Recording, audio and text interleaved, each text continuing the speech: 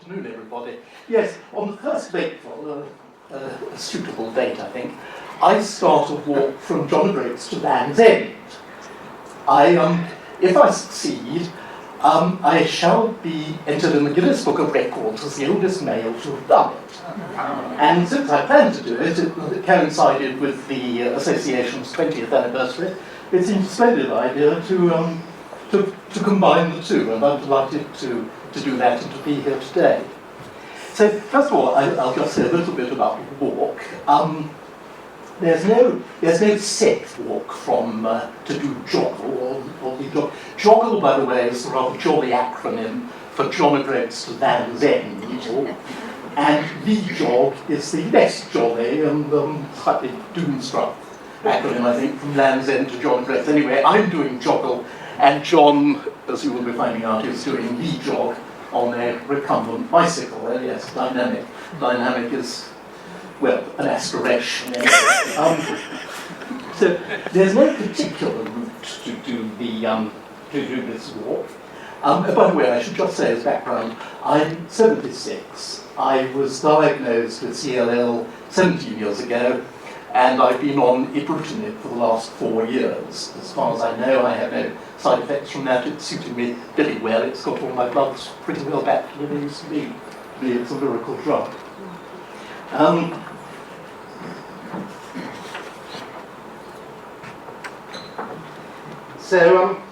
Yes, this is the route that I'm planning to follow. So, to go through it fairly quickly, starting at John O'Groats, one then goes down to here, well, one works one's way down to Guiness. There is something called the John O'Groats Trail going along the coast. I did this walk in the opposite direction about 3 years ago, 2021. And I read then that if you were going to attempt the John O'Groats Trail, you needed to take a scythe and a device used by gamekeepers to cross barbed wire.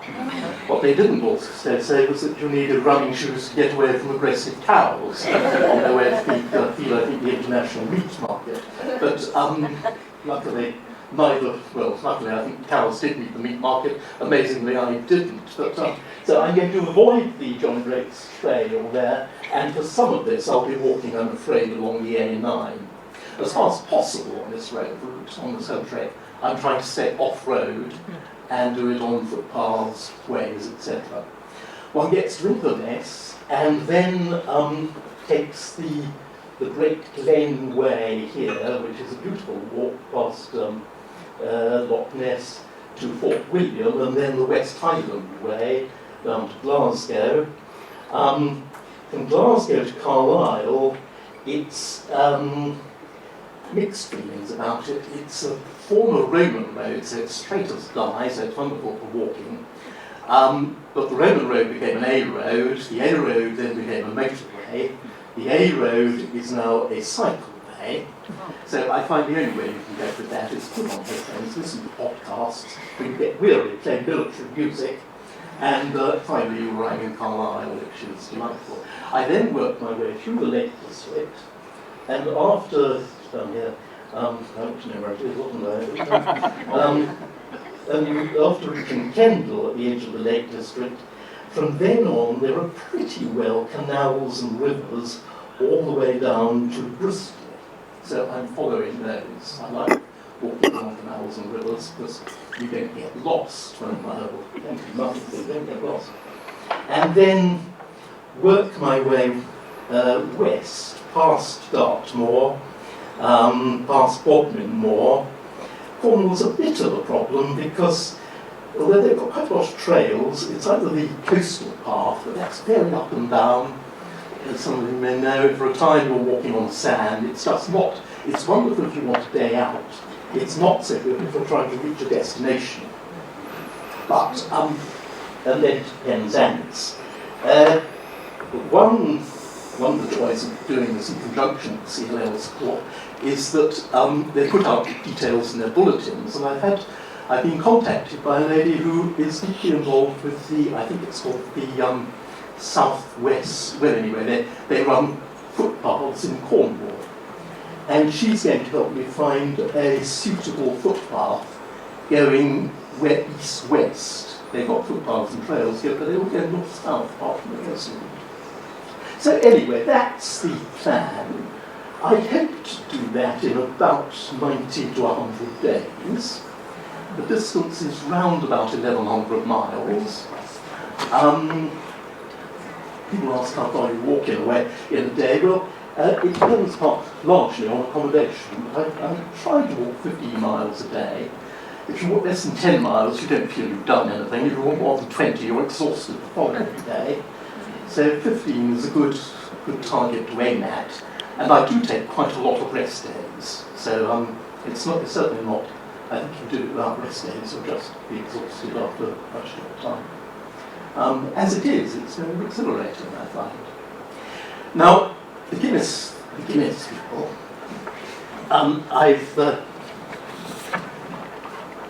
I found out that to get into the Guinness Book of Records, you had to apply to register your tents.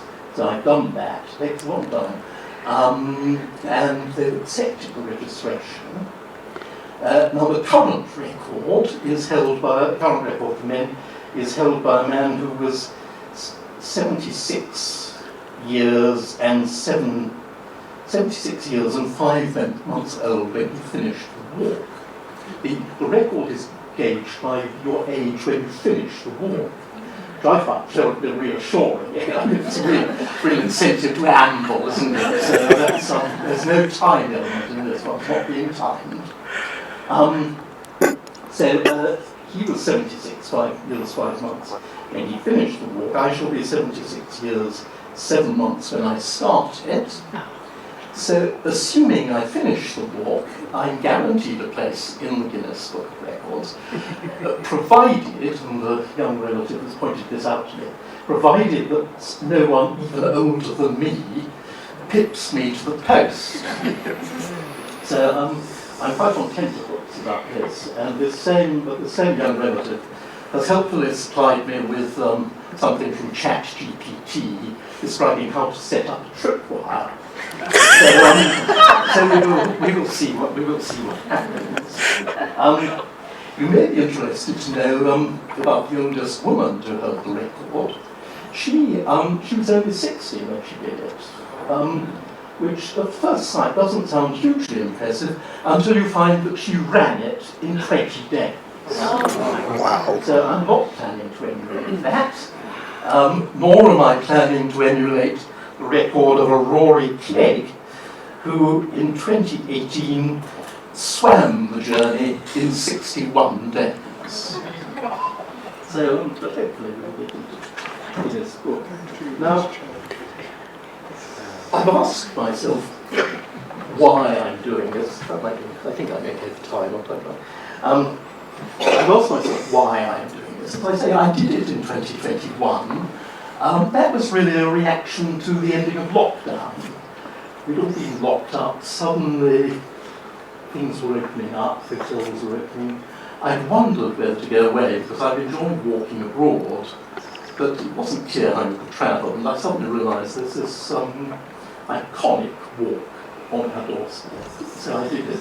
But in a rather disorganised way. I loved doing it that way, and I do find just spending the summer in the open air with the discipline that's imposed on you. You booked accommodation, I try and stay in B&Bs or sometimes hotels. I don't wild camp.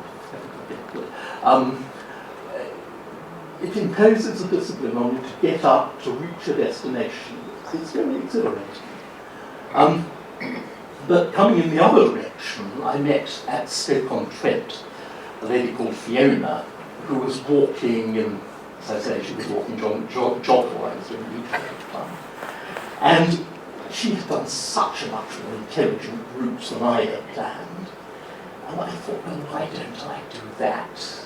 My route took me the Pennine Way. Some of you will know the Pennine Way, I'm sure. It's very up and down. You're tramping through grouse moors. You get bogged down. Some of it you're trying to go north and the way takes you south. Similarly, the coastal path in Cornwall virtually impossible if you're trying to reach a destination, the Cotswold way. These ways, on the whole, I realise there's a very good reason why there aren't already roads there. And she was doing a much more intelligent way, and I thought, if I were to do it again, which I shan't, I'll follow her way, and then I found out about this Guinness record thing. So that's how I thought, well, why not? Why not give it a go? And I'm hugely looking forward to doing it under the aegis, as it were, of the CLL Support Association. I have a high respect for the association, in fact. It's very well run. You can just tell from the smooth operation of this gallery. There's a lot of work that goes into getting these, just feeding the accommodation, getting the tax ready, let alone setting up all the technology. So delighted to do it like that. And I remember when I was diagnosed, it was a tremendous shock. Indeed, my first reaction, I'm going to talk about 17 years ago now, my first reaction was like this, to contact Dignitas. Thinking, well, I must well set up arrangements. But I was then encouraged by finding out various things. One of the things I was told was that Tony Benn had died of CLL, but he died at the age of 88, 26 years after diagnosis. I think just after I was diagnosed, or just before I was diagnosed, with Meridianus died of it at the age of 104. This is all terribly encouraging. So I'm hoping that in a way I can add slightly to the encouragement, show that you may have this thing, actually, due to, I'm sure in my case, the miracle of ibrutinib, the tremendous care I've had from the Royal Marsden Hospital, the excellent team there. I think I can do this, and why not? There's one other reason for doing it, and that is the serendipity that John will be on his recumbent bicycle coming in the other direction. And so we're greatly looking forward to meeting up at some point, which we haven't yet worked out, and exchanging notes. Exactly. And on that note, I will pass over to John. Thank you.